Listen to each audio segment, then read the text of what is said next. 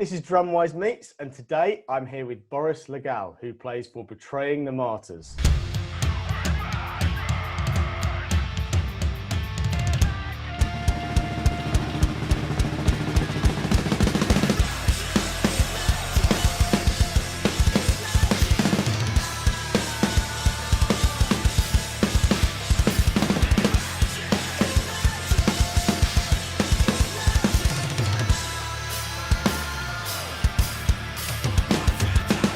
What equipment do you use?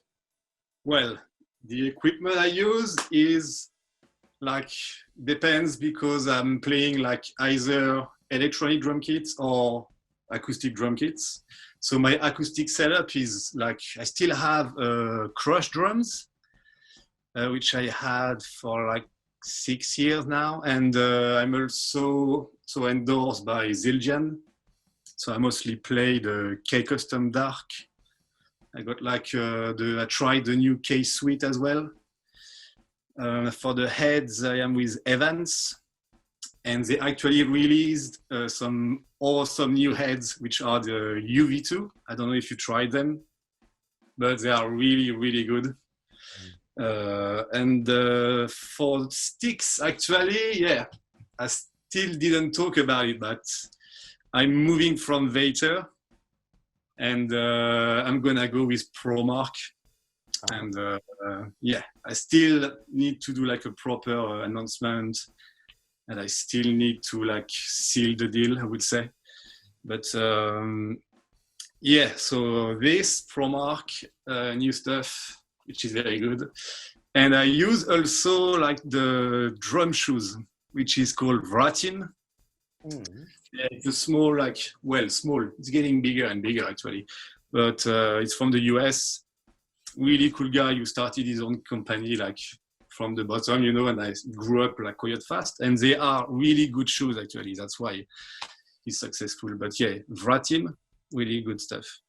All right. Cool. And also one thing as well for in-ears, I just started to use the new Zildjian in-ear, which are really, really good for the price as well. So try that, yeah. They are awesome. Concerning my electronic drum kit, I got a Roland TD11, but I'm using the Tune Track products, and I'm actually using the new Superior Drummer 3. And same thing, I just received it a couple of months ago at the beginning of the confinement time. And this thing sounds so real, man. It's really, really awesome. I really like this new software. Is amazing. Yeah, we've just got Superior Drummer 3. Yeah. The tune track for that because it's it was really nice to get that, and it is incredible, absolutely. But the thing is as well is it's huge. The files when you want to install it. They are huge. Took me some time actually to install it. Yeah, it is really, really good, really good. But once it's up and running, it's very easy and it sounds good straight away, out of the box. And actually, a big thing with it is I've found. So with the older ones, I had to muck around with the hi-hats a little bit on our old TD30, but this is a TD50, and they've got the mapping, or whatever it's called, the trigger map for yeah. You click on that, bang, it just works perfectly. The hi-hats, properly closed, half open, it's great, really good. What age did you start drumming? What was your first drum kit, and what bands inspired you when you started playing? Well, I think I picked up the sticks first time around 13 or 14 years old. But I didn't start with the drums. I went to classical school. So I started with snare rudiments, bit of timbales, some orchestra stuff, And I really bought my first drum kit. I was 16 years old. Yeah. It was a red Century. A very low range, but I loved it, back in the days. Yeah, so it's been playing drums for 21 years now. Yeah. Basically, I got into metal because of Metallica and Justice for All. The album, I still love this album, you know. So, and then from Metallica, I went to like Korn, Deftones, Gojira, Meshuggah, stuff like that. So all these bands, yeah, really inspired me back in the days, and still today as well, you know. If you had to pick just one, who is your all-time favorite drummer? Same. I usually have like a top 5, you know, then I'm safe. But to pick one, I don't know. It's like, he's actually not from a band I said before, but it's a band called Magma. The drummer is called Christian van der. It's a Gretsch player, actually. And this guy is like incredible, because like the way he approaches the drums, the way he plays them, the way he feels them as well, you can actually see it. And yeah, that guy is like a legendary French drummer. Like started in 1970, something like that, in like psychedelic jazz rock stuff, you know, not metal, but incredible. Yeah. So yeah, Christian van der, yeah. What's been the highlight of your career so far? Highlight. Same, if I have to pick one, because I did a few cool stuff, but yeah, to pick one is like, basically, you know, I come from Nantes, which is very close from Hellfest, you know, this festival, which is like a huge metal festival.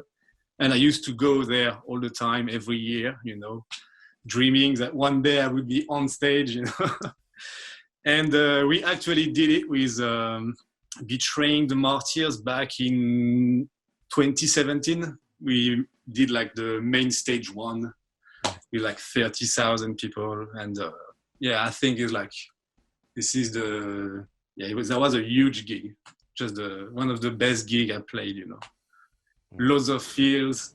My friends were here, my mom, you know, so yeah, I was very proud and happy about that show. Yeah. So yeah, one highlight is this one, definitely. That's a pretty good highlight, yeah. Awesome. When you first get a gig with a new artist, how do you learn the songs? So do you just listen to them? Do you listen to them and then you transcribe them? Or are you given a big folder of all the music and they go, oh, here you go, Boris, here's the whole show written down in drum music for you? Well, it depends of the artist, I would say, and the type of music. But usually the first thing I do is like, I'm not going to go on my drum kit and play straight away. It's going to be pen and paper, and I'm going to write down the structure of the song. If it's an easy song, you know, only the structure and a few notations here and there. But if it's like a more technical stuff, like I did in the past as well, like gen prog stuff, this time I actually take a lot of time to write every bit, you know, every syncopation, like usually, you know, write the kick pattern, snare, and the cymbals. And yeah, so first of all, I always write everything. It's also a way for your brain to learn the song, you know. And once this is done, I actually know the song, my brain is ready for it, and now I just need to like trigger my muscle memories to actually play on the drum kit, and that's how I do the process usually. Yeah. But if like a big artist got everything charted, I'm like, okay, fine, I'm gonna follow the chart. And I can even sight read live if needed as well. So yeah, it just depends, but mostly paper and pen, and then on your drum kit. Yeah. Is that how you approached the going back a few years here, the Periphery gig? Is that how you? Is that how you learn that stuff? Because I imagine that stuff's pretty flipping hard to learn. So you transcribed Matt Halpern's parts basically before you then tried to play them. Yeah, that was that was it. Yeah, this session when it came to me, I was like, wow, okay. So I received the call and I needed to be ready to go on tour in 7 days. So I was like, all right, let's do it. So it's actually when I was like, okay, this method really worked, because that's how I did it for the Periphery gig. So it took me a lot of time to write everything down, and then rehearse, practice. You know, I was like writing, learning like 2 to 3 songs a day, and then again the day after, and this for a complete week. And then I actually was sight reading on stage my charts. So this process of like writing and playing, and then I actually rewrote like proper clean charts for the stage. So yeah, this process helped me a lot to like learn all these crazy patterns, because yeah, Periphery was a hard gig, but I loved everything, you know. I loved everything what we've done during this tour. It was really amazing. Have you ever had anything go wrong on stage that you've had to recover from that you can tell us about?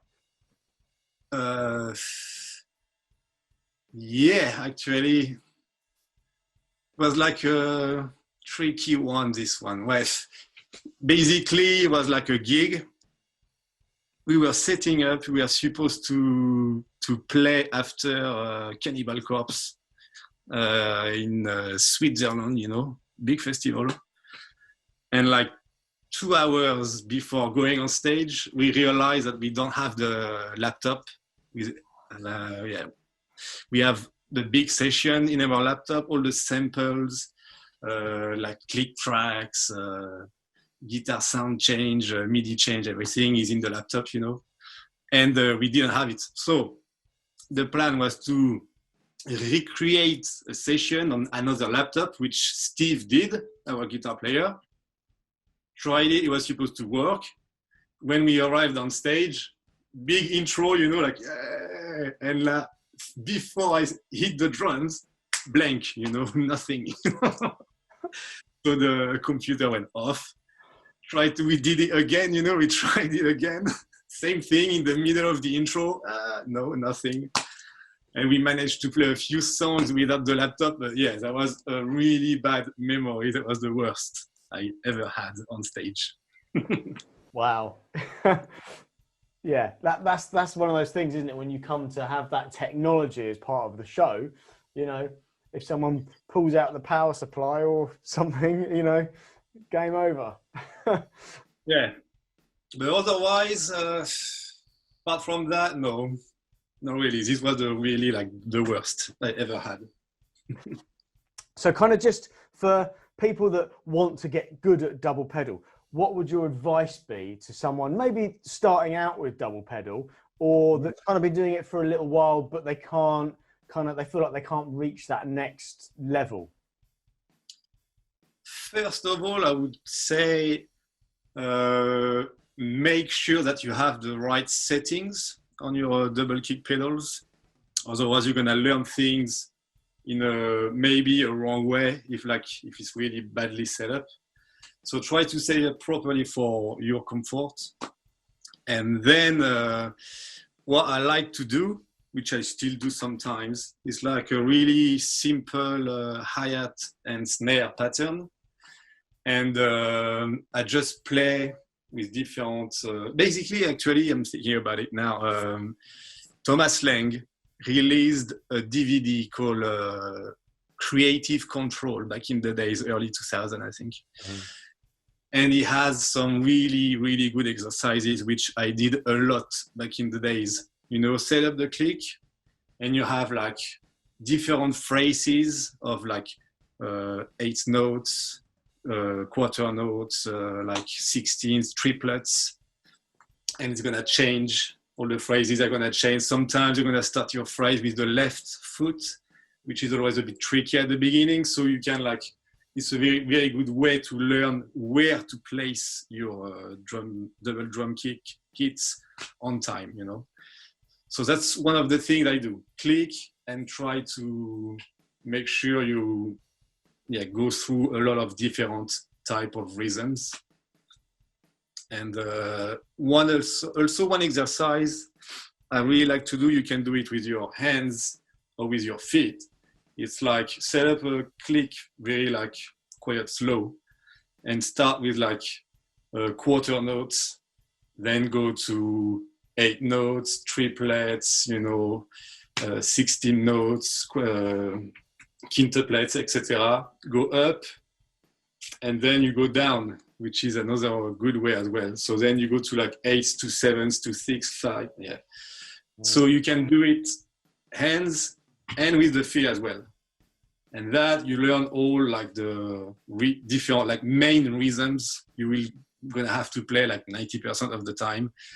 They are all there, So that's a good exercise as well to start. And to stay on the click during this exercise, when you change, especially from triplets to 16 notes, it's always a bit tricky, but it's a good way to learn. Good advice. And actually, just a little setup thing for double pedal, because I think a couple of people I've spoken to are a bit unsure about this. Do you have your pedals? So you've got your your right foot dead in front of you. Your slave pedal or the left pedal, do you have that in line with the right one, or do you have it at a slight angle, sort of slightly angled? Yeah, it's slightly angled like that. Yeah. It's not perfectly flat with the kick, slightly angled. So I don't have to stretch my leg, my left leg too far. I just try to have the exact same position when I put my both feet on the floor on my pedals. I am actually at the same place, on each pedal. Yeah. So that's how I do it. And also one trick as well is like, since you, with your left foot, since you lose a bit of force, I would say, like in the transmission bar, I always tied up the left spring a tiny bit more than the right one.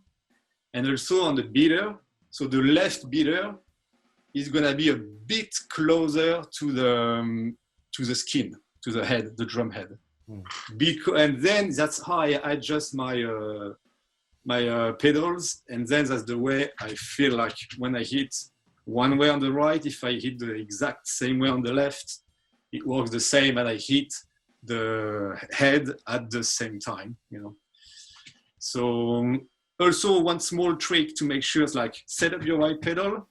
Once you're set up your left, try it with your right foot.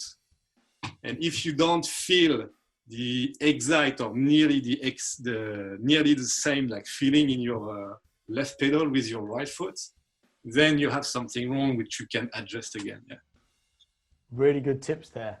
Nice. Excellent. See, who needs Thomas Lang, hey?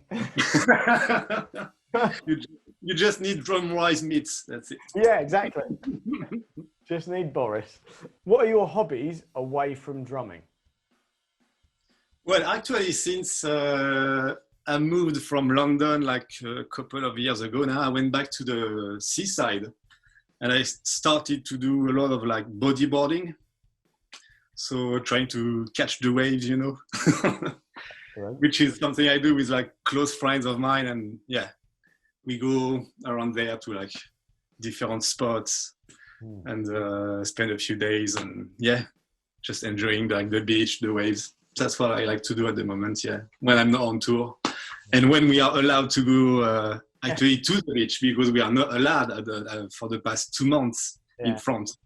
So it's been hitching a bit, but I need to go back soon. What sort of person do you think you need to be to work successfully in the music industry? I would say there is no like type of person you have to be, because like I met so many like different people in that business, like in different genres of music, different styles. So but the thing maybe that you need to have is like be like very creative always. Try to build up your mental. You have to be, because you have to be ready for the ups and downs of that life, which is pretty hard sometimes. And if you're not prepared mentally for these things, But then for your playing, you need to, basically you have to be the best all the time at your best, at least, you know, and aim always higher. What's your favorite biscuit? Oh, you know, actually, right now the new biscuit I love is the new Nutella biscuit, which we have in France, but I don't know if you have it in England, actually. This one, it's a shame I don't have it here, so I can't show you, but it's nice biscuit with like some nice Nutella chocolate inside. It's like very good. If you could give one bit of advice to up-and-coming drummers, what would that be? So yeah, the bit of advice I could give you is like, because that helped me a lot, is like have drum lessons with a good teacher. Like the gentleman here for you. But yeah, it's very important. For example, yeah, I went to like classical school, I did a jazz school, I went to drum tech in London, and without these schools, I wouldn't be the drummer I am now. So yeah, I find it very important. It's good to be self-taught, but it's good to learn from other people to get better in your art and your instrument, you know, that you're playing. Yeah, I fully agree.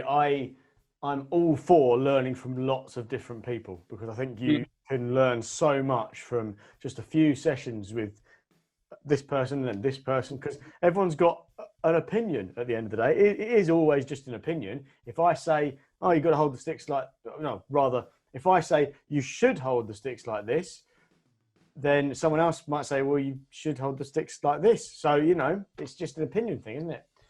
Yeah, true. Yeah, it depends on like what works for you. But yeah, and also, so once you learn all your stuff, it's spend the time to work on it at home as well. You know, it's not only going to the class, you know, the classroom, but it's also like the time you spend in your bedroom working on your instrument. Boris, thank you so much for spending your time with us here today at DrumWise. It's been a pleasure talking to you. Yeah, man, it's been a pleasure to speak to you as well, man. And I hope you're going to have a lot of other drummers at DrumWise meets. And yeah, thanks for what you're doing. And I'm pretty sure you're appreciated from your students for what you're doing right now. Like all the live lessons and online lessons during this confinement time. So yeah, kudos to you as well.